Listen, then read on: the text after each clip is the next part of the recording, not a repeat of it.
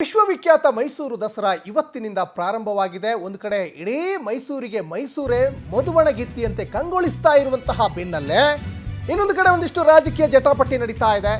ಇನ್ನು ಪ್ರತಾಪ್ ಸಿಂಹ ಮತ್ತೆ ಸಿಎಂ ನಡುವೆ ಒಂದಿಷ್ಟು ಜಟಾಪಟಿ ಇದು. ನಾನು ಪ್ರತಾಪ್ ಸಿಂಹನಿಗಿಂತ ಅಪ್ಪಟವಾದ ಹಿಂದೂ, ನಾನು ನಂಬಿಕೆ ಇಟ್ಟಿರೋದು ಸಾಮಾಜಿಕ ನ್ಯಾಯದಲ್ಲಿ. ಮೈಸೂರಿನಲ್ಲಿ ಆಹಾರ ಮೇಳವನ್ನು ಉದ್ಘಾಟಿಸಿ ಸಿಎಂ ಹೇಳಿಕೆಯನ್ನು ಕೊಟ್ಟಿದ್ದಾರೆ.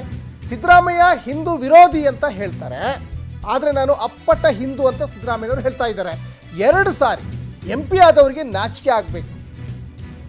ಇದು ಪ್ರತಾಪ್ ಸಿಂಹನಿಗೆ ಉಲ್ಲೇಖ ಮಾಡಿ ಹೇಳಿರುವಂಥದ್ದು. ನನ್ನ ಹೆಸರಲ್ಲಿ 2 ಜನ ದೇವರಿದ್ದಾರೆ ಅಂತ ಸಿಎಂ ಹೇಳ್ತಾರೆ. ಸಿದ್ಧ ಅಂದರೆ ಈಶ್ವರ, ರಾಮ ಅಂದರೆ ವಿಷ್ಣು. ಇದು ಸಿದ್ದರಾಮಯ್ಯವರು ಹೇಳಿರುವಂಥದ್ದು. ನಾನು ಪ್ರತಾಪ್ ಸಿಂಹನಿಗಿಂತ ಅಪ್ಪಟ್ಟವಾದಂತಹ ಹಿಂದೂ ಅಂತ. ಯಾಕಂದರೆ ಈ ಬಾರಿಯ ದಸರಾ ಉದ್ಘಾಟಕರ ಒಂದು ವಿಚಾರದಲ್ಲಿ ಪ್ರತಾಪ್ ಸಿಂಹ ಹೈಕೋರ್ಟ್ ಮೆಟ್ಟಿಲು ಏರಿದ್ರಲ್ಲ, ಬಾನು ಮುಷ್ತಾಕ್ ಅವರ ಹತ್ರ ಉದ್ಘಾಟನೆ ಮಾಡಬಾರ್ದು, ಅವರು ಹಿಂದೂ ವಿರೋಧಿ ಅಂತ.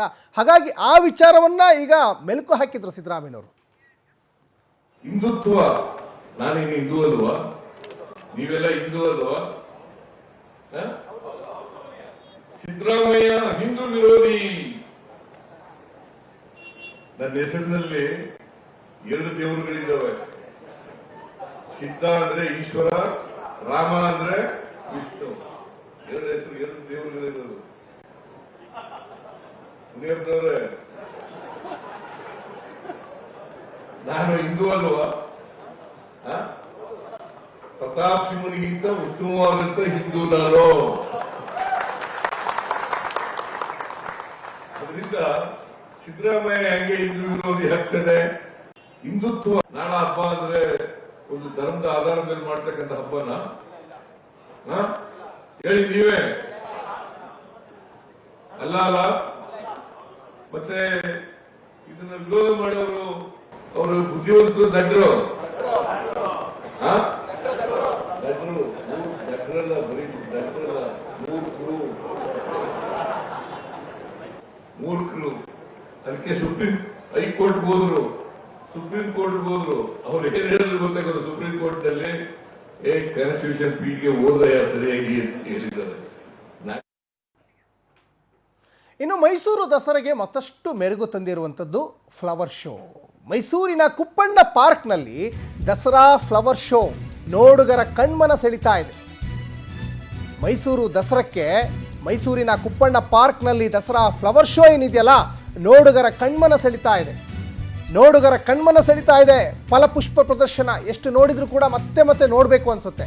ಮೈಸೂರಿಗೆ ಬರೋರನ್ನ ಕೈ ಬೀಸಿ ಕರೀತಾ ಇದೆ ಹೂವಿನ ಲೋಕ. ಇನ್ನು ಕನ್ಯಾಕುಮಾರಿಯ ಗಾಂಧಿ ಮಂಟಪದ ಮಾದರಿ ಗಾಜಿನ ಮನೆ ಇದು ಮೈಸೂರಿನಲ್ಲಿ ಕಂಡು ಬರ್ತಾ ಇದೆ. ಸುಮಾರು 2 ಲಕ್ಷ ಗುಲಾಬಿ, ಸೇವಂತಿ ಹೂಗಳನ್ನು ಬಳಕೆ ಮಾಡಿದ್ದಾರೆ.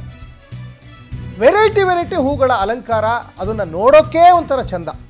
ಹಾಗಾಗಿ ಇಂತಹ ಕೌತುಕಗಳನ್ನು ಕಣ್ತುಂಬಿಕೊಳ್ಳಿಕ್ಕೋಸ್ಕರನೇ ದೇಶ ವಿದೇಶದಿಂದ ಬರ್ತಾರೆ. ಮೈಸೂರು ದಸರಾ ಅಂದರೆ ಅದೇನು ಕೇವಲ ಜಂಬೂ ಸವಾರಿ ಅಷ್ಟೇ ಅಂತಲ್ಲ, ಜಂಬೂ ಸವಾರಿನೂ ಕೂಡ ಒಂದು ಅತ್ಯಾಕರ್ಷಕ ಕೇಂದ್ರ ಬಿಂದು.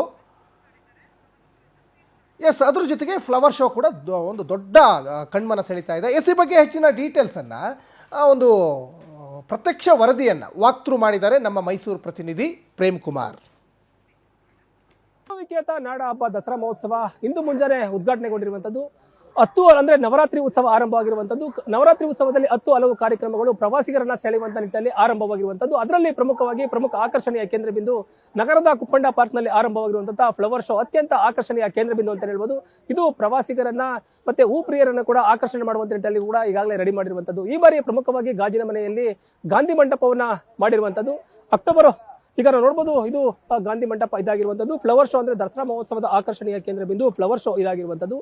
ಈ ಬಾರಿ ಕೂಡ ಗಾಂಧಿ ಅಂದ್ರೆ ಅಕ್ಟೋಬರ್ 2ನೇ ತಾರೀಕು ಗಾಂಧಿ ಜಯಂತಿ ಇರುವಂತಹ ಕಾರಣದಿಂದಾಗಿ ಗಾಂಧಿ ಮಂಟಪವನ್ನ ಒಂದು ಆಯೋಜನೆ, ಒಂದು ಫ್ಲವರ್ಗಳಲ್ಲಿ ಆಯೋಜನೆ ಮಾಡಿರುವಂತದ್ದು, ನಿರ್ಮಾಣ ಮಾಡಿರುವಂತದ್ದು. ಗಾಂಧಿ ಮಂಟಪ ಏನಿದೆ, ಗಾಂಧಿಯವರು ನಡೆದು ಬಂದಂತಹ ಹಾದಿ, ಗಾಂಧಿ ಅವರ ತತ್ವ ಸಿದ್ಧಾಂತಗಳನ್ನು ಒಳಗೊಂಡಂತಹ ಹಲವಾರು ಕಲಾಕೃತಿಗಳು ಹೂವಿನಲ್ಲಿ ಮೂಡಿ ಬಂದಿರುವಂತದ್ದು. ಇಲ್ಲಿ ಸಾಕಷ್ಟು ಹೂಗಳನ್ನಂದ್ರೆ ಲಕ್ಷಾಂತರ ಹೂಗಳನ್ನ ಜೋಡಣೆ ಮಾಡಿಕೊಂಡು, ಬಿಳಿ ಹೂ ಆಗಿರ್ಬೋದು ಮತ್ತೆ ಪಿಂಕ್ ಹೂಗಳನ್ನ ಬಳಸಿಕೊಂಡು ಸಾಕಷ್ಟು ಅಂದ್ರೆ 1 ಲಕ್ಷದಿಂದ 2 ಲಕ್ಷದವರೆಗೆ ಹೂಗಳನ್ನ ಬಳಸಿಕೊಂಡು ಗಾಂಧಿ ಮಂಟಪವನ್ನ ಕೂಡ ಈ ಬಾರಿ ಮಾಡಿರುವಂತದ್ದು. ಇದು ಪ್ರಮುಖ ಆಕರ್ಷಣೆಯ ಕೇಂದ್ರ ಬಿಂದು ಅಂತ ಹೇಳ್ಬೋದು. ಪಕ್ಕದಲ್ಲಿ ಕೂಡ ಆ ಚರಕವನ್ನ ಅಂದ್ರೆ ಗಾಂಧಿಯವರು ಬಳಸುತ್ತಿದ್ದಂತಹ ಚರಕವನ್ನ ಮಾಡಿರುವಂತದ್ದು, ಗಾಂಧೀಜಿ ಅವರು ನಡೆದು ಬಂದಂತಹ ಗಾಂಧೀಜಿಯವರು ಬಳಸಿದಂತಹ ಚರಕದ ಮಾದರಿಯಲ್ಲೇ ಕೂಡ ಈ ಒಂದು ಕಲಾಕೃತಿಯನ್ನ ಮಾಡಿರುವಂತದ್ದು. ಸುತ್ತಲೂ ಕೂಡ ಅಂದ್ರೆ ಗಾಂಧಿ ಕುಳಿತಿರುವಂತಹ ಮುಂಭಾಗದಲ್ಲಿ ಚರಕವನ್ನ ಇಟ್ಟಿರುವಂತದ್ದು, ಸುತ್ತಲೂ ಕೂಡ ಹೂವಿನ ಅಲಂಕಾರವನ್ನ ಮಾಡಿರುವಂತದ್ದು. ಇದು ಪ್ರಮುಖ ಆಕರ್ಷಣೆಯ ಕೇಂದ್ರ ಬಿಂದು ಇದಾಗಿರುವಂತದ್ದು. ದಸರಾ ಮಹೋತ್ಸವದ ಗಾಜಿನ ಮನೆಯಲ್ಲಿ ನಿರ್ಮಾಣ ಮಾಡಿರುವಂತಹ ಇದರಿಂದ ಒಂದು ಮಂಟಪವನ್ನ ನೋಡೋದಕ್ಕೆ ಸಾಕಷ್ಟು ಪ್ರವಾಸಿಗರು ಕೂಡ ಬರ್ತಾ ಇದ್ದಾರೆ. ಇದು ಈ ಬಾರಿ ಅಕ್ಟೋಬರ್ 2ನೇ ತಾರೀಕು ಕೂಡ ಗಾಂಧಿ ಜಯಂತಿ ಇರುವಂತಹ ಕಾರಣದಿಂದ ಕೂಡ ಈ ಬಾರಿ ದಸರಾ ಮಹೋತ್ಸವದಲ್ಲಿ ಒಂದು ಗಾಂಧಿ ಮಂಟಪವನ್ನು ಲಕ್ಷಾಂತರ ಹೂಗಳಿಂದ ಒಂದು ನಿರ್ಮಾಣ ಮಾಡಿರುವಂತದ್ದು.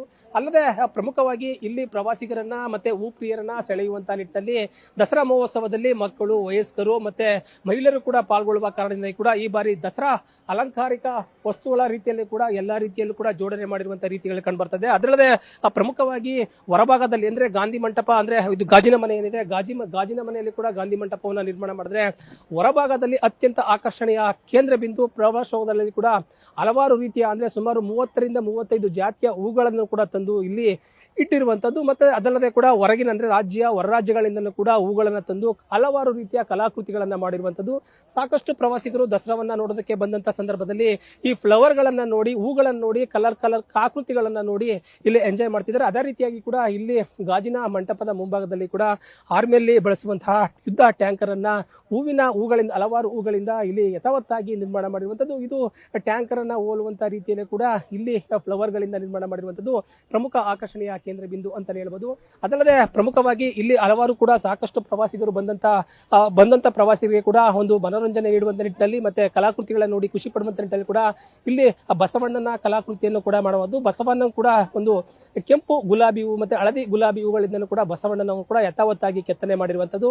ಅದಲ್ಲದೆ ಕೂಡ ಸಾಲುಗಳು ಅಂದ್ರೆ ಜನರು ಪ್ರವಾಸಿಗರು ನಡೆದುಕೊಂಡು ಹೋಗುವಂತ ಹಾದಿಯಲ್ಲಿ ಎಲ್ಲವೂ ಕೂಡ ಸುಮಾರು 335ಕ್ಕೂ ಹೆಚ್ಚು ಕಲಾಕೃತಿಗಳನ್ನು ಒಳಗೊಂಡಂತಹ ಸುಮಾರು 50,000ಕ್ಕೂ ಹೆಚ್ಚು ಹೂಗಳನ್ನ ಇಲ್ಲಿ ಕೂಡ ಬಳಸಿರುವಂತದ್ದು. ಪ್ರಮುಖವಾಗಿ ಹಲವಾರು ಜನರು ಸಾಕಷ್ಟು ಹೂ ಪ್ರಿಯರು ಕೂಡ ಸಾಕಷ್ಟು ಯುವತಿಯರು ಕೂಡ ಬಂದು ಕಲಾಕೃತಿಗಳ ಮುಂದೆ ಫೋಟೋ ತೆಗೆಸಿಕೊಳ್ತಿದ್ದಾರೆ. ಅದಲ್ಲದೆ ಅಂದ್ರೆ ಪ್ರಮುಖವಾಗಿ ಈ ಬಾರಿ ಈಗ ಅಂದ್ರೆ ಪಂಚ ಯೋಜನೆಗಳು ಸರ್ಕಾರದ ಪಂಚ ಯೋಜನೆಗಳ ಮುಖಾಂತರ ಏನು ಪಂಚ ಯೋಜನೆಗಳಿದ್ದಾವೆ ಆ ಒಂದು ಹೋಲುವಂತಹ ಕಲಾಕೃತಿಗಳನ್ನ ಇಲ್ಲಿ ನಿರ್ಮಾಣ ಮಾಡಿರುವಂತದ್ದು ಪ್ರಮುಖವಾದ ಆಕರ್ಷಣೆಯ ಕೇಂದ್ರ ಬಿಂದು ಅಂತ ಹೇಳ್ಬೋದು. ಅದಲ್ಲದೆ ಈ ಬಾರಿ ದಸರಾ ಮಹೋತ್ಸವ ಉದ್ಘಾಟನೆ ಆಗಿರುವಂತದ್ದು 10 ನವರಾತ್ರಿ ಉತ್ಸವದಲ್ಲಿ 10 ಹಲವು ಕಾರ್ಯಕ್ರಮಗಳು ನಡೆದ್ರೆ ಈ ಬಾರಿ ದಸರಾ ಉತ್ಸವದಲ್ಲಿ ಫ್ಲವರ್ ಶೋ ಆಕರ್ಷಣೆಯ ಕೇಂದ್ರ ಬಿಂದು ಅಂತ ಹೇಳ್ಬೋದು. ಇಲ್ಲಿ ಸಾಕಷ್ಟು ಹೂಗಳನ್ನ ತಂದು ಇಲ್ಲಿ ಪ್ರವಾಸಿಗರನ್ನ ಸೆಳೆಯುವಂತ ನಿಟ್ಟಿನಲ್ಲಿ ವಿವಿಧ ಆಕೃತಿಯ ಕಲಾಕೃತಿಗಳನ್ನ ನಿರ್ಮಾಣ ಮಾಡಿರುವಂತದ್ದು. ಮತ್ತೆ ಗಾಜಿನ ಮನೆಯಲ್ಲಿ ಕೂಡ ಗಾಂಧಿ ಮಂಟಪ ಅತ್ಯಂತ ಆಕರ್ಷಣೆಯ ಕೇಂದ್ರ ಬಿಂದು. ಇದು ಪ್ರವಾಸಿಗರನ್ನ ಕೈ ಬಿಸಿ ಕರೀತಾ ಇರುವಂತದ್ದು. ಕ್ಯಾಮರಾ ಪರ್ಸನ್ ಜಯನ್ ಜೊತೆ ಪ್ರೇಮ್, ಮೈಸೂರು.